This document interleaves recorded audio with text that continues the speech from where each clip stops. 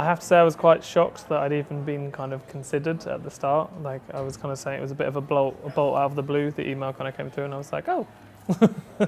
But I was just talking with someone else who did one, and it's really rewarding to be rewarded for something you do that you love, and it's something that you do out of instinct, and that kind of it's a sign that you're maybe on the right track, or that you're doing things that are meaningful rather than just taking pictures that mean nothing. People are responding to them and people are seeing them, and hopefully they are making their mark rather than just kind of disappearing into the ether.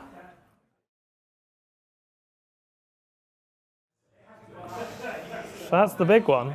For me, I feel like it's quite an instinctual thing and something that I have to do now, and if I see stuff, I need to take pictures. If I don't leave the house without the camera, but if I ever did, it would probably drive me insane.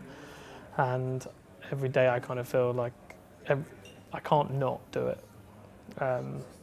So for me, it's kind of really shaped everything and everything I see and everything I look at. And if I can kind of come away with a picture or an image that holds its own and kind of keeps that moment in time or brings something else to it, that's always quite amazing.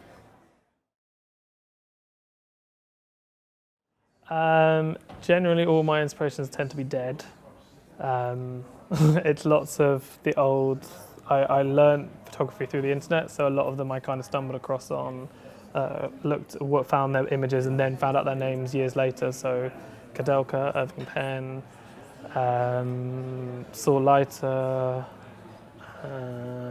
Vivian Meyer, and then the people I learnt from in London, Brett Walker, Jessica Fortune-Smith, all the people I kind of met and who taught me and inflected on how my work was shaped. And then the last thing is a guy called Mark Michelson who has a book of mugshots, and it's one of my favourite possessions. It's a book of 50,000 mugshots from the 1920s, 30s and 50s, and they're kind of what I want to try, and the emotion captured in those mugshots is what I'd like to see as kind of hopefully in my pictures sometimes.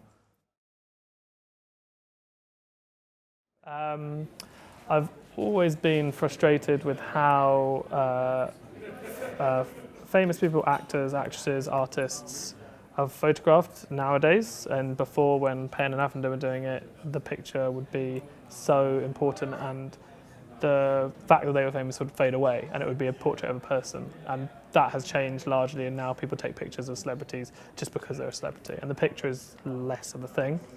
And I've never really had the opportunity to do it until last year when I was asked by the New York Times to portrait something like 15 actors who'd had remarkable performances that year, and being able to do my pictures of people that not that I'm enamored with them because they're famous, but being able to kind of take them and do a picture that is one of my pictures is quite amazing, and I can't really believe that I got given that opportunity. And also, it's very nice to be given an award. So